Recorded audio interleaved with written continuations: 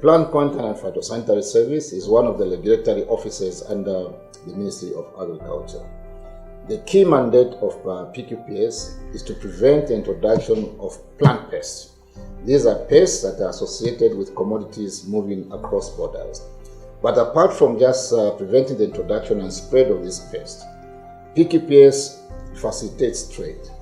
And in this case, it issues trade documents that can ensure that whatever is moving across borders is in compliance with the phytosanitary requirements of a trading partner. So how do we do this as PQPS? PQPS, we've got a footprint at HQ here in Chilanga, but also we've got presence of plant health inspectors at the airport, KKI, and we've also positioned various plant health inspectors at various ports of entry or exit, that's the border.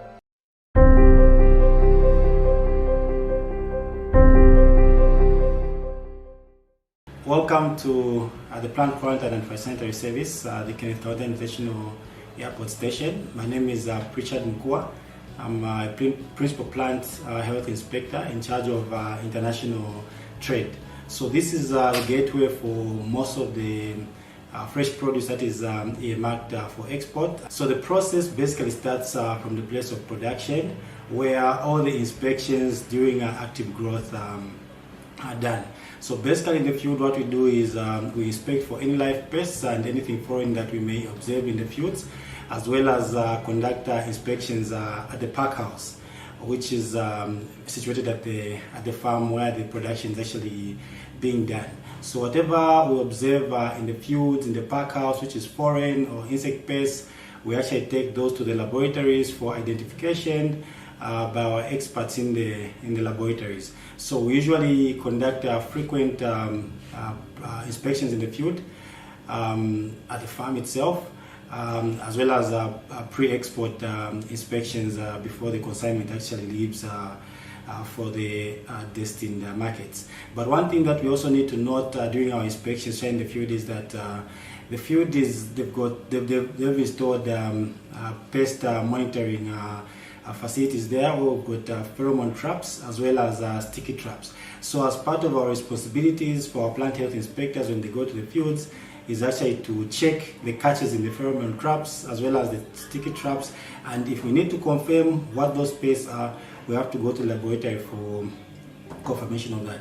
So whatever we do in the fields, all the inspections we do prior to export, we actually keep records. We write inspection reports.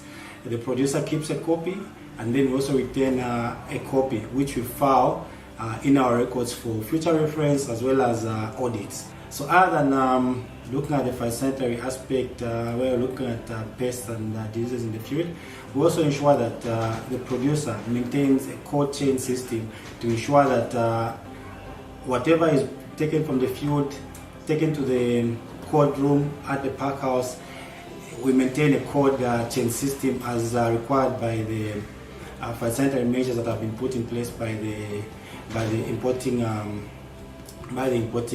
countries. So once we are satisfied with the field inspections, the pre-export inspections, the cold chain management, and everything that we are looking for when we go for these inspections, we now proceed to issue a phytosanitary certificate, which is done through the Zambia electronic single window. So we have plant health inspectors who are stations at this station here who actually do that, but also the other inspectors stationed at the other PQPS stations can issue, because it's a web-based system.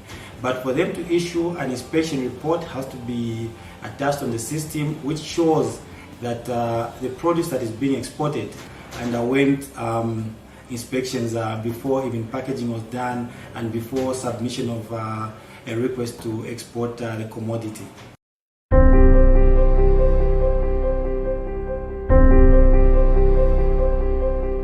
Our role is to formulate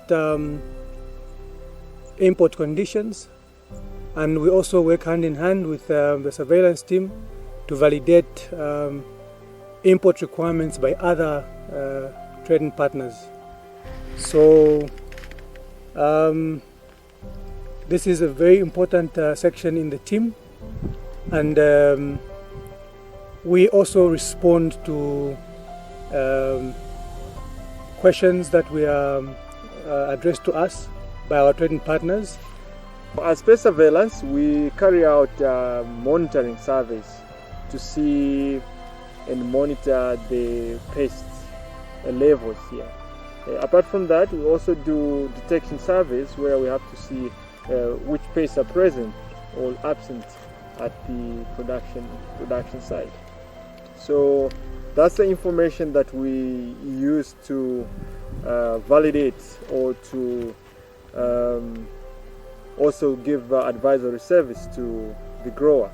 Because where I'm standing here, there is this trap, and this trap is for Spodoptera exigua, and they also have another site where they're trapping Heliothis amigera. Then on the other side, there's also where we found that they are also having traps for Spodoptera frugipeda, which is the fall armyworm. So what we do with the scouting team, we come and count the trapped insect in here.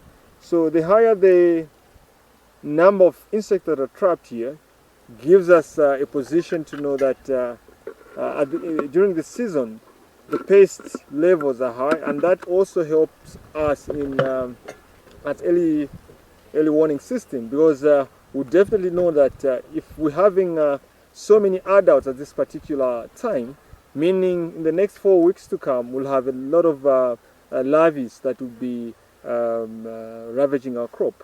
So from there we can give advice that now they can come in with their the sprays, and those sprays also have to be sprays within the required levels and also accepted by the market. One of the activities carried out under phytosanitary certification is field inspection of the crop during active growth. So as I'm standing here at York Farm Kashima, we have just been doing an inspection of the peas earmarked for export. So what we are doing during inspection of the crop in the field is to check for the pests of phytosanitary importance to our trading partners, and also any other strange pests we find on the crop. This is to ensure that the final produce, which is earmarked for export, is free of the pests of concern to our trading partners. And also, we conduct this field inspection to ensure that we identify the pests while they are still in the field and before they cause any adverse effects, so that we can also advise the grower on the remedial measures to be taken to ensure that the crop is free of the pests of concern. Peas, basically, we've got two varieties of peas that we planting here. We've got sugar snap and munch 2. Snowwind for munch 2, and then Cascadia for sugar snap. And basically, the crop is a winter crop. It does very well if you grow it under cool conditions. It doesn't do very well when it's very hot.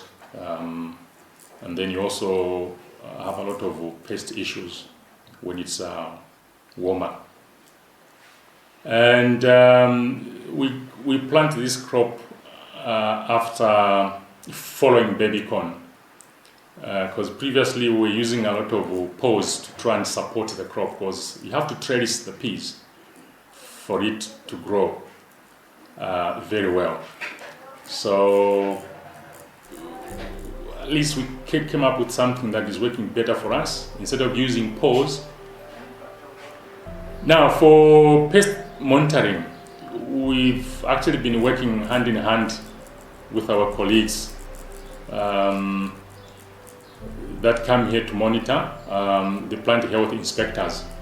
They do come here every 2 weeks to come and check in the field. They do the scouting, and if they find any issues, any problems, then they'll give us an advice on how to go about it and show us the presence of those insects.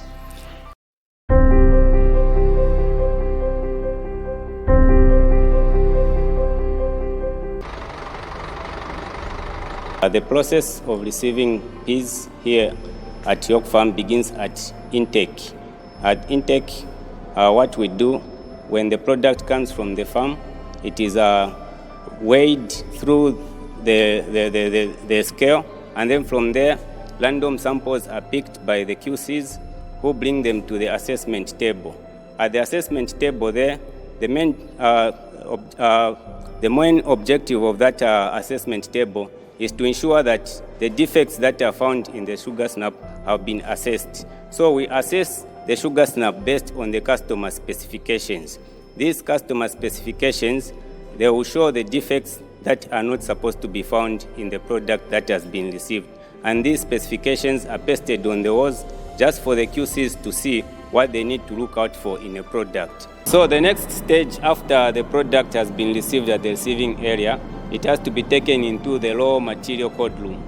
And from the raw material code room, it is issued into the lines, into the packing hall, like what you saw. And there the process is a sorting of the product. It has to be sorted according to the customer specifications. And any defects that have been found in a product are supposed to be isolated.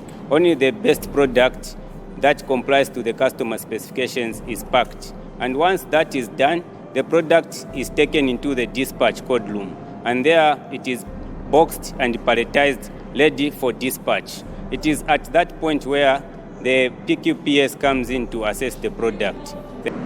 So here what we do when we conduct inspection here at York Farm, this is where the final inspection is done, apart from the inspections which are done in the field. So what we do here is that we inspect the final produce before it's loaded on the truck for export.